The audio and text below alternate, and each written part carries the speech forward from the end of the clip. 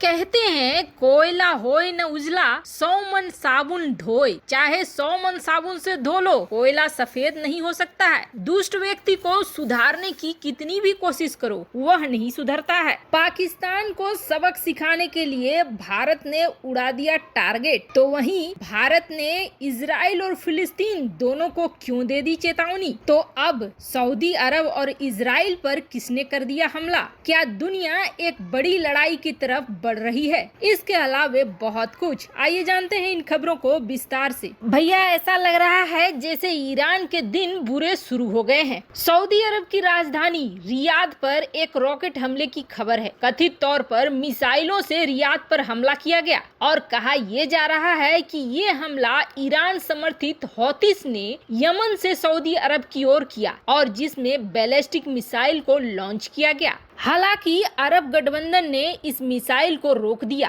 और बयान जारी करा कि विद्रोहियों ने दक्षिण पश्चिमी शहर खामिस मुसियत और जजान पर रॉकेट से हमला किया, जिसे नष्ट कर दिया गया है। पर अब इसका निशाना बन रहा है ईरान। सऊदी अरब का गुस्सा ईरान की तरफ फूट रहा है। वैसे हाल फिलहाल में 2-4 दिन ही हुए हैं जब बाइडेन ने भी ईरान के मिलिशिया पर हमला करके ईरान को चेतावनी दी थी। बात यहीं खत्म नहीं हुई है। सऊदी अरब के बाद मध्य पूर्व क्षेत्र से गुजर रहे इजराइल के एक मालवाहक जहाज में अचानक बड़ा सा विस्फोट हो गया। इजराइल की एमवी हेलियोस रे नाम की एक मालवाहक जहाज मध्य पूर्व से होकर गुजर रही थी। अचानक से इस जहाज में बड़ा विस्फोट हुआ। वैसे तो चालक दल को कुछ नहीं हुआ है, वो बच गए और किसी तरह से टूटे हुए जहाज को नजदीक के बंदरगाह पर ले जाया गया। लेकिन इस विस्फोट ने अमेरिका, ईरान, इजराइल सबके कान खड़े कर दिए हैं। इजराइल का मानना है कि यह विस्फोट कहीं न कहीं तार जुड़ते हैं ईरान से, तो वहीं अमेरिका भी जानना चाह रहा है कि आखिर यह विस्फोट कैसे हुआ। और ईरान को अब ये डर लग रहा है कि एक तरफ सऊदी अरब, दूसरी तरफ अमेरिका और तीसरी तरफ इजराइल, ये लगातार हमले के बाद अगर इन तीनों ने मिलकर ईरान पर हमला बोल दिया तो उसका क्या होगा? इजराइल का मानना है कि उसके जहाज में इस तरह का विस्फोट महज एक संयोग नहीं है। ऐसा लगता है जैसे धीरे धीरे दुनिया एक बड़े युद्ध की तरफ बढ़ रही है। वहीं दूसरी तरफ भारत ने फिलिस्तीन और इजराइल दोनों को चेतावनी दे दी है। आपको बता दें, दोनों के साथ भारत के संबंध बहुत अच्छे हैं। इजराइल के साथ जहां गहरी दोस्ती है जो हर जगह देखने को मिलती है, तो वहीं फिलिस्तीन के साथ गहरी दोस्ती हो ना हो, लेकिन दोस्ती जरूर है। कई बार ऐसे मौके भी आए हैं जब फिलिस्तीन ने भारत से मदद मांगी है इजराइल वाले मुद्दे को हल करने के लिए। हालांकि भारत हमेशा इस धर्म संकट से बचता रहा है, लेकिन इस बार मामला कुछ अलग हो गया है।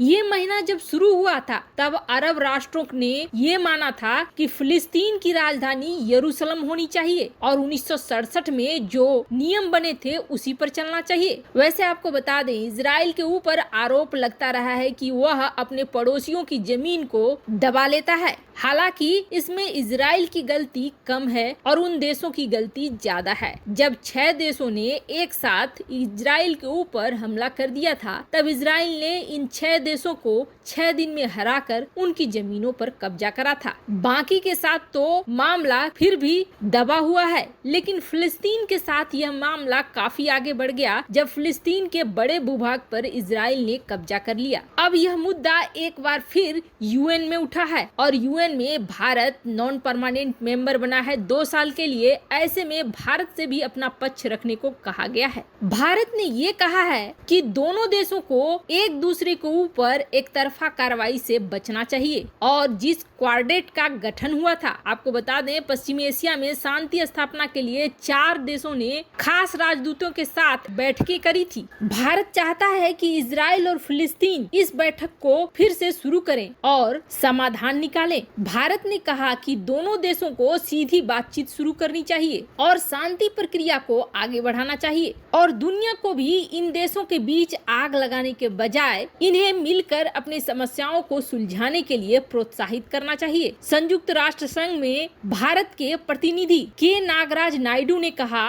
कि इन मुद्दों में नुकसान पहुंचाने वाली किसी भी एक तरफा कार्रवाई से बचना चाहिए और हम मानते हैं कि इजराइल और फिलिस्तीन दो अलग अलग देश हैं और इजराइल और फिलिस्तीन के लोग चाहते हैं कि शांति हो और वो उसके हकदार भी हैं। इसमें अंतिम स्थिति के मुद्दों पर दोनों पक्षों को सीधी बातचीत के जरिए समस्या पर हल प्राप्त करना चाहिए। 26 फरवरी 12 मिराज विमान बालाकोट में मौजूद जैश के आतंकी ठिकानों पर सीधा हमला। इस ऑपरेशन का नाम था ऑपरेशन बंदर और खास बात जो पायलट उड़ा रहे थे विमानों को उनके परिवारों को भी नहीं पता था कि वे इस तरह के किसी मिशन में जाने वाले हैं। मात्र 90 सेकंड में ठिकानों को ध्वस्त कर दिया। ऑपरेशन बंदर ही क्यों कोड नेम दिया गया? माना यह जा रहा है कि जिस तरह से भगवान राम के सेना नायक प्रभु हनुमान चुपके से लंका में घुस जाते हैं और शक्तिशाली रावण का पूरा साम्राज्य उजाड़ देते हैं, उसी के आधार पर यह ऑपरेशन कोड नेम ऑपरेशन बंदर दिया गया। वजह साफ थी, पुलवामा का बदला।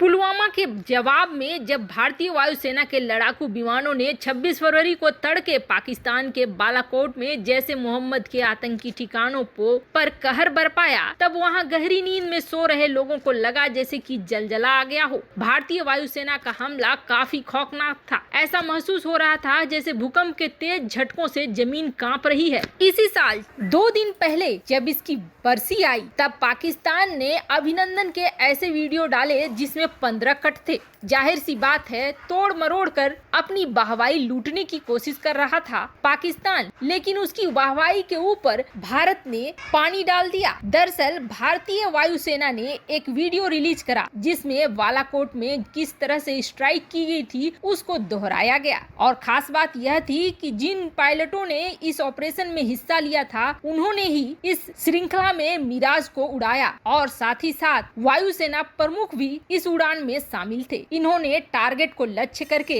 बालाकोट स्ट्राइक की घटना को फिर से दोहरा कर दिखलाया कि किस तरह से हमने तुम्हारी बैंड बजाई थी। वैसे पाकिस्तान को बड़बोलापन भारी पड़ रहा है। अभिनंदन के वीडियो को डालने के बाद उसने ये सोचा था कि वह भारत का मजाक बना रहा है, लेकिन उल्टा ये हो गया कि भारत ने ही उसका बड़े रूप से मजाक बना दिया। इस वीडियो को वर्षगांठ के तौर पर रिलीज किया गया है। वैसे आपको क्या लगता है, हाल ही में हुए पाकिस्तान के साथ सीज फायर के समझौतों का कोई मायना है? क्या पाकिस्तान कभी सुधर सकता है? कमेंट कर अपनी राय जरूर बताएं। जल्द मिलते हैं अगले वीडियो में नई खबर के साथ।